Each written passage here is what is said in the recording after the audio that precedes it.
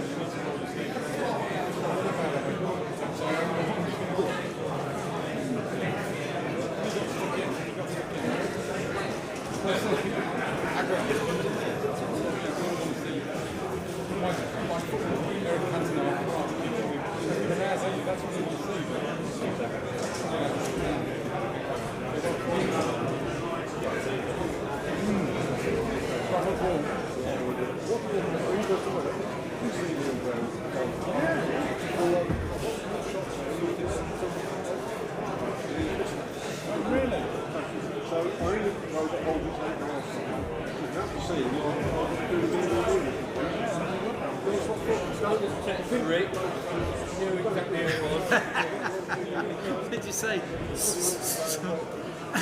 What did he say? Deeks? I did 17 years. I started with carts, the first 1600, Ford 2 litre, the Vauxhall, former Renault Formula 3.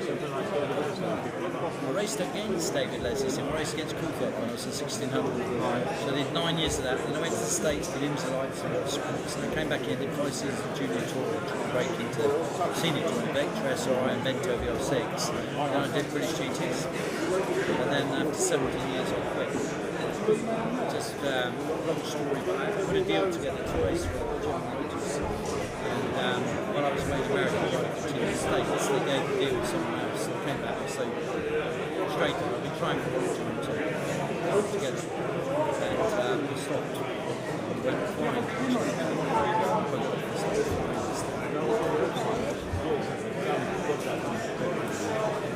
Steve Deeks.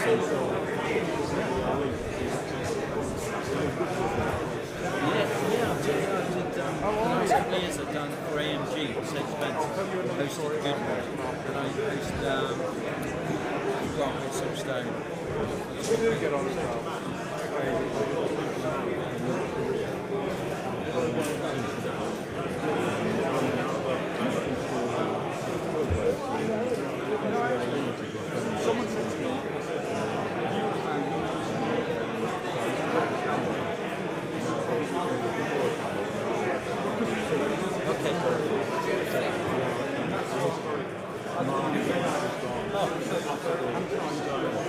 Bizarrely, I'm in a process at the moment. There's a team building a 79 SC, and I'm returning to the racing for the first time in 14 years. We've been talking about it for 2 years, the cars in the paint job, so just the little HSCC things.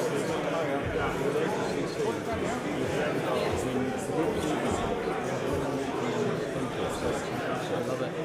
I see it every year when the sun goes down. It's fantastic. Do you know, there's not dissimilar to the cars that I drove when I was in the States. It seems to like to yeah, 7% close cockpit cars. So I love those cars. Funny enough, the last couple of years I presented the classic. I work with booths, so I'm in the hospitality. The main suite goes above the wing, so I look after that one. So I want to say hello and sweet, because I'm based there this year. They asked me to do it again, so I'm interviewing all the old timers.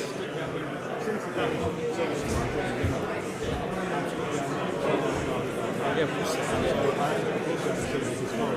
come up and see us upstairs, because we're like, you know, flat out. We launched the i8 BMW last year, but it's just the atmosphere. I love it. So it's the only reason I come back into racing at all is because of the historic scene.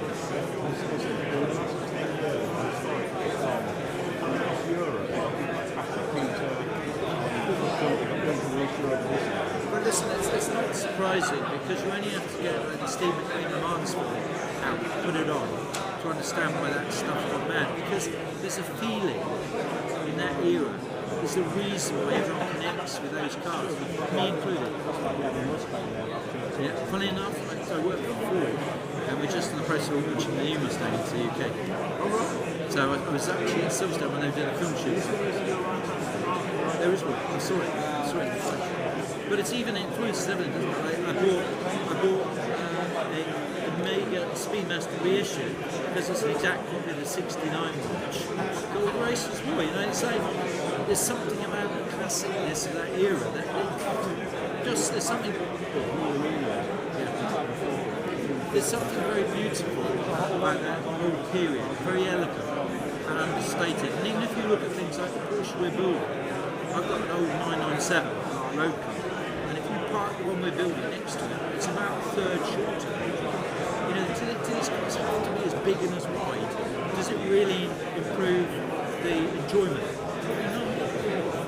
No. Just beautiful.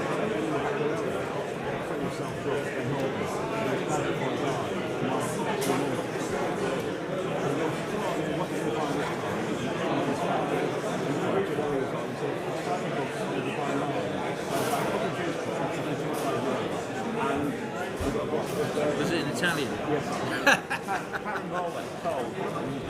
Can you read Italian? No. My role said to you, learn Italian and German. All right.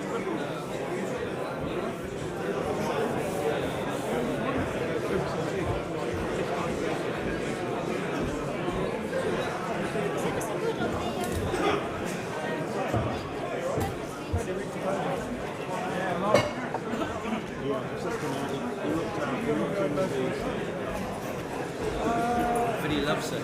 He loves those stories. But they all do, really. I don't know any of them have though. The only thing they always think is how bad they would be to crash. You know, you see that Lotus Cortina truck stuff to that. Yes. Oh, did you see the video off the bus? Huh? You see the street light? Did you take it back up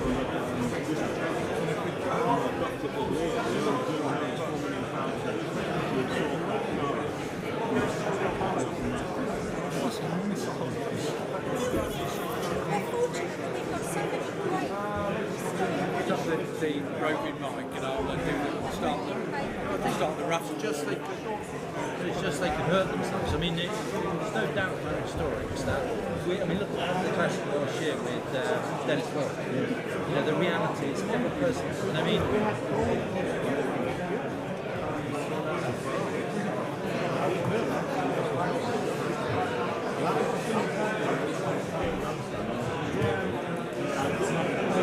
While we're just relaxing or waiting in the bar area, we'll start the raffle process. If you'd like to get your raffle tickets ready.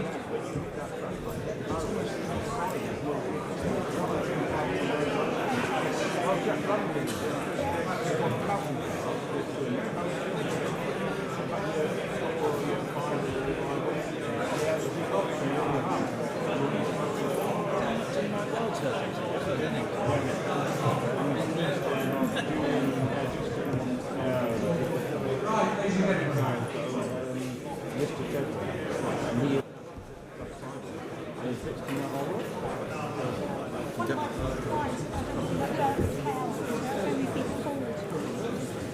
I can sense the anticipation in the room.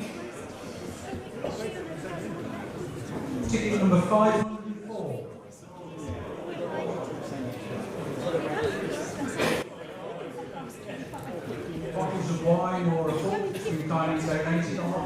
504, anybody? Any takers?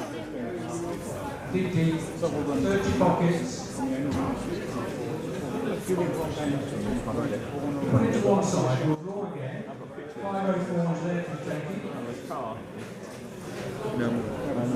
I saw the Cortina from Thruxton, and I don't know, but it's smashed, isn't it? It's like, it is, yeah. But they weren't strong cars. You see, back in the day, the cage was strong, but they weren't strong. You know, so if you ever crash those cars, yeah, exactly. Imagine if they Euro Incap these days, they'd be at 1, wouldn't it, if you were lucky. People don't realise in this day and age how strong they are. I'm always out launching from the manufacturer. We're doing a Monday at the moment, 2015 Monday. Euro Incap 15. 461. 461. That was a bit quicker, we're getting better. It's 461. Yes, the one that the plane lands on top of. Yeah, LED adaptive. Unbelievable. 8 modes that has. Sees your own corners. You know, like when you go around corners, the LEDs move around the corners. It's quite impressive. Huh? Do you know what? I used it. Do you know the weirdest thing? I've never used an LED, full LED head-up car. They make daylight. That's the weirdest difference. I'm sure that the light thing, honestly, everything looks like daylight. Not today. Yeah. 523 anymore? Totally efficient in your house. Save power. Hugely. I couldn't believe. We went to the costs. We had cameras down nights as everybody did. We replaced them all. I could not believe how much my electric bill was dropped. And they shouldn't. I wouldn't say that lasts the life of the car. They've never known. No one has any experience of anyone wearing out. No one's ever sold it apart from in an accident. They just don't really wear out. Yeah, it's built in obsolescence for the company, except enough idiots are crashing, so it won't matter. They'll all be running Downturn of the motor trade. Increase those warranty periods. to LED lights. Mind you, the cost of replacing it. Final ticket tonight, 519. Quite close, but Where it impacts? Do you know where it impacts? I just launched the new Mazda 2, and the insurance group's gone up from 11 to 15. Because when you crash at the front, which everyone does, they'll need to replace a massive, expensive LED light. To mention the airbags. Okay, 5 more minutes and then we'll start the second half. Thank you very much. Yeah, well.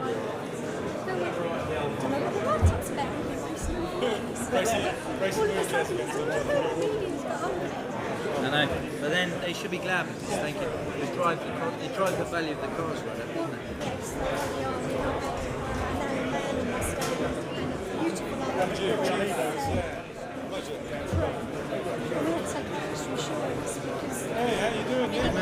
John Mickles. I can remember when you couldn't give those cars. You couldn't give those cars, do you remember? Exactly, I said to Barry, I said, are you sure you haven't got any of your own cars? There was nowhere for them to race. There was no championship, you couldn't race them. Mad. I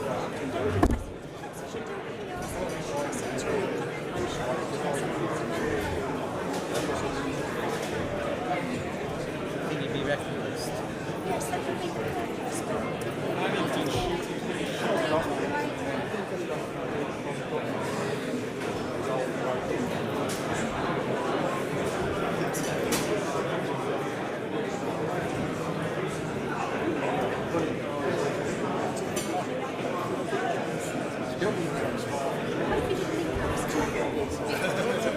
It's all good ideas. All good ideas. So how far from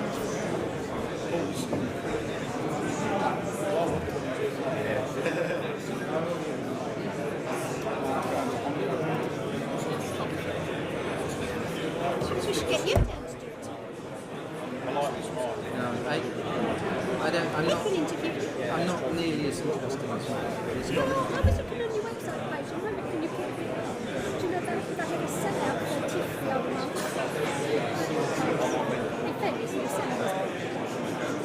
I'm sure you've had many interesting A few, but I don't have the celebrity fame that this man has, or the trophy card. They've had everybody from Phil Glows, with all sorts of people. They let Barry in, they'll let anybody in. What do you think of that? What time do they want us to finish? About 10? What was the 20 appropriate? past 9, yeah. Just to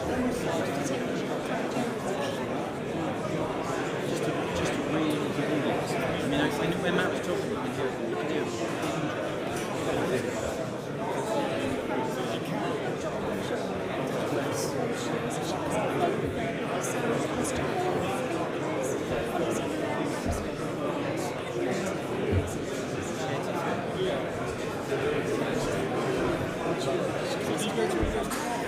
It's amazing.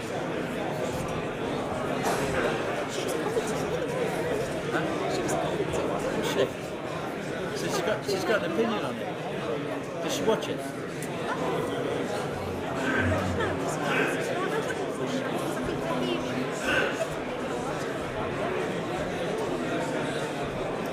That would be really nice to run down and interview. I'd love to run that. That's what I thought about that.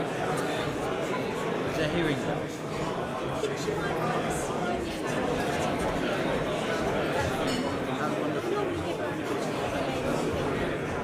Senior person.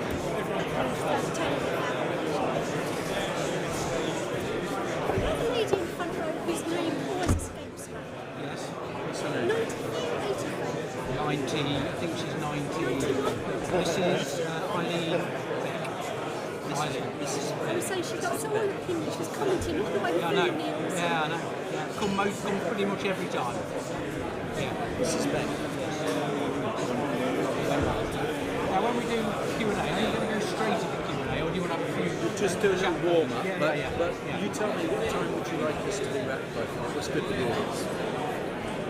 10, 10, 15? Yeah, 10, 15. Yeah. I mean, no, but they look like they're into it. Yeah, they are. So we give that, we you know, like to I mean, give if you, value. yeah, well, if you do that, It's got a lot to talk about. so when you do the Q&A, I'll put out. I think people aren't necessarily talking with the line. I reckon you hear them. They get either stand up or... My hearing's not brilliant. No, if you want me to apply. No, because I don't want to intimidate people, but maybe, it's fine. well, yeah. I'll be around. I'll tell you what you could do. If I can't be in, make a shout for us. I'll be around to do this. If you want to just call, do you want to...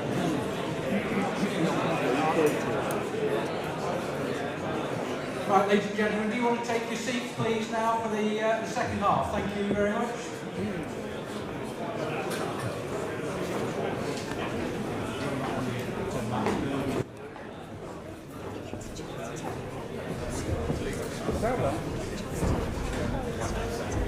Oh, right, yeah. I'll try and remember.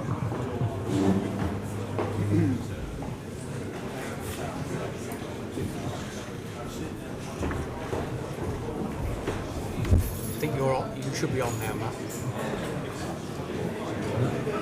Right, ladies and gentlemen, welcome back. Matt, before we get into the questions and answers, one of the things I've noticed is that since you became a television star, a celebrity, you're all over our TV at weekends, I've noticed that we get more than our fair share of young ladies here. There's a young lady down at the front here, I know, keeping a careful eye on what we're saying here. I think this is Mrs. Beck down at the front. So it's great to see that actually you can, as she's nodding now, we can draw in some of the young ladies. That must be one of the charms of being a race driver, you know, all the opposite sex coming rushing down to the front to see you.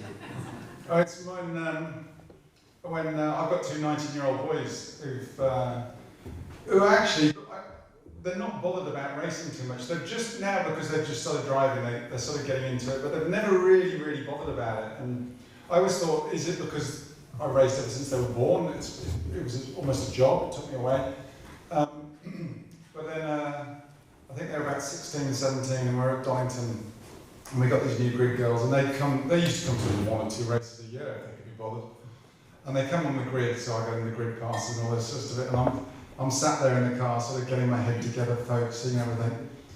And I got this little dolly bird stood in front of the car, and I could see one slide into view. All right, like this.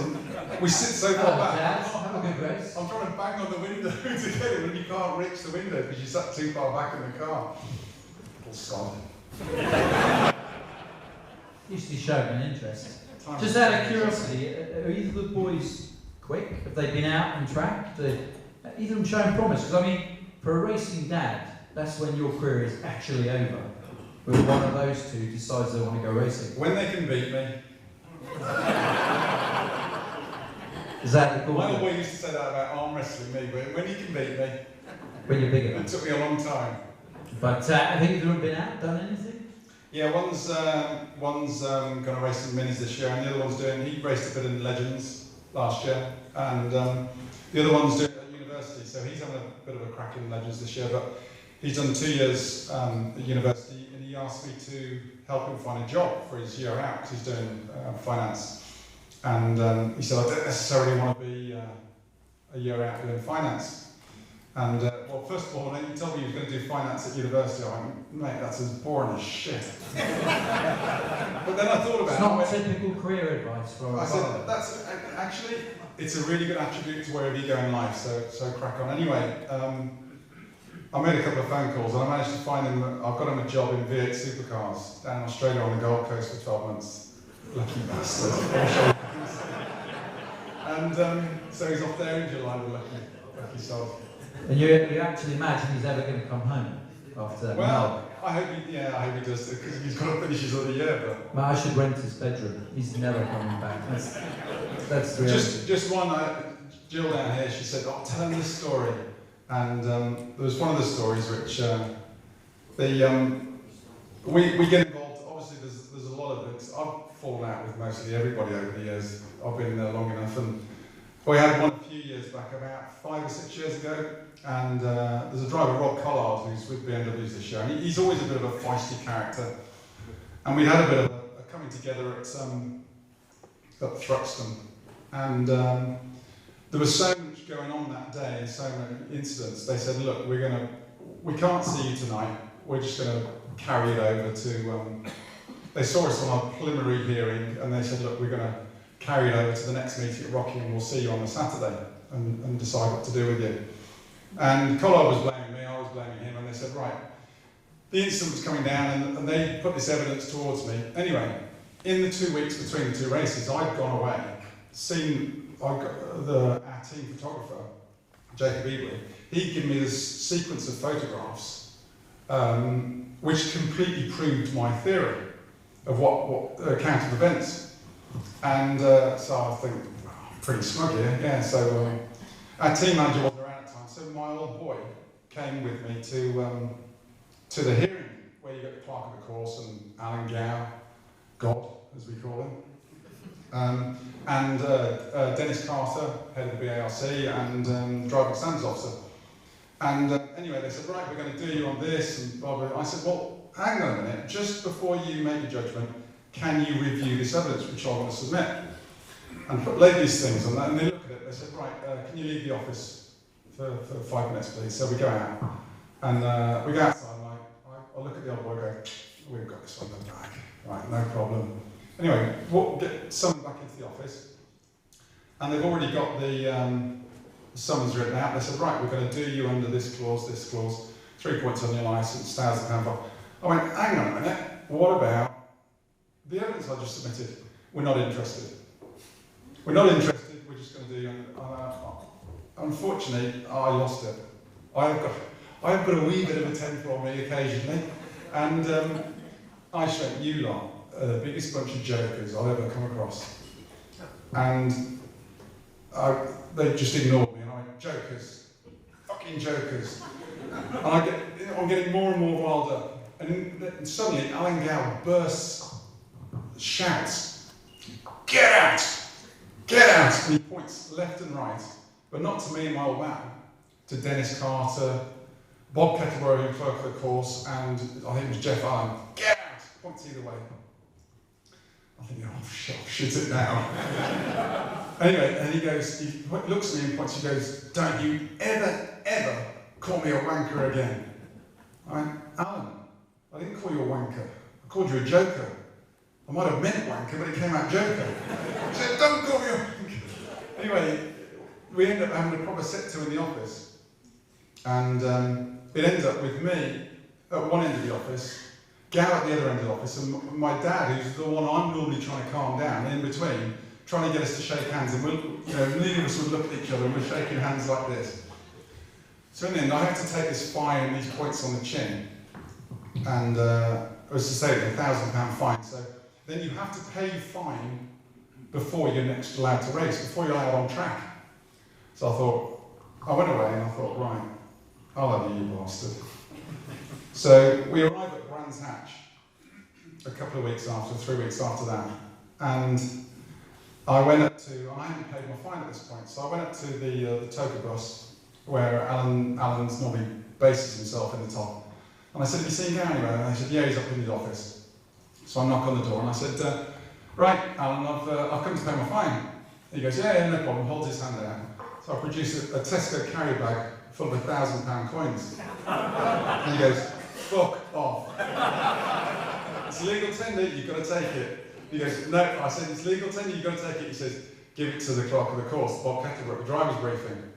I said, yeah, no problem. So we get to the driver's briefing half an hour later. And we got I normally sit in the front row because it's good for heckling. And so I plonked this bag of pound coins on the thing, and the clerk of the course looks at me and goes, fuck off. It's legal tender, you've got to take it. He says, no. I said, look, I've handed it over now, I don't want to touch it. So anyway, I could see they were pretty pissed, which was good. And then at the end of the driver's briefing, I kept my gob pretty shut, the driver's briefing, and then at the end of the driver's briefing, the clerk of the course, Bob Kettle, picks up this bag of pound coins, and the 3 stewards for the meeting are sat in the back of the driver's briefing. And they're all barristers and lawyers, and they're pretty high, important guys you don't want to piss off. Starts to walk to the back of the driver's briefing to hand over a bag of pound coins. I should have put it in 2 bags. Because the bag splits, and all these... It's a Tesco's bag, isn't it? You should have got a bag for it. And I actually went, oh Christ, I daren't get in this shit today, but I'm going to be in serious trouble. And I walked out of there, and I tell you what, I've never driven so clean in my life for those 2 days. But it was... Did you have to carry a bit of extra weight? No, I didn't, but the sight of 3 stewards and a clerk of the course on their hands and knees under all the chairs was one I thought, well...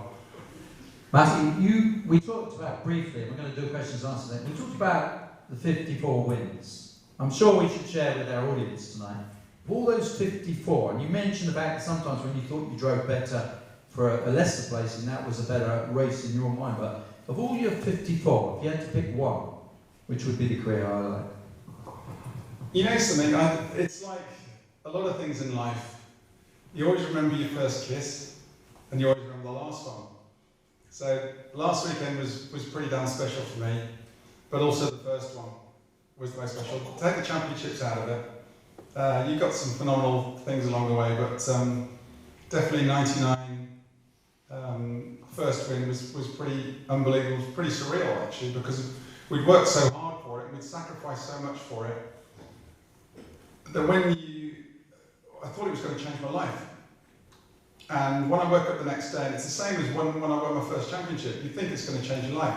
It actually changes nothing. For about 10 minutes and then the hard work continues again. Yeah, I mean, when I won my first championship, the very next day we were back in the office, continuing working on the following year on sponsorship and everything, and it changes nothing. You know, which is quite surreal. And I had to give, Flash won the championship in 11 or 12. And I had to almost give him a bit of counselling.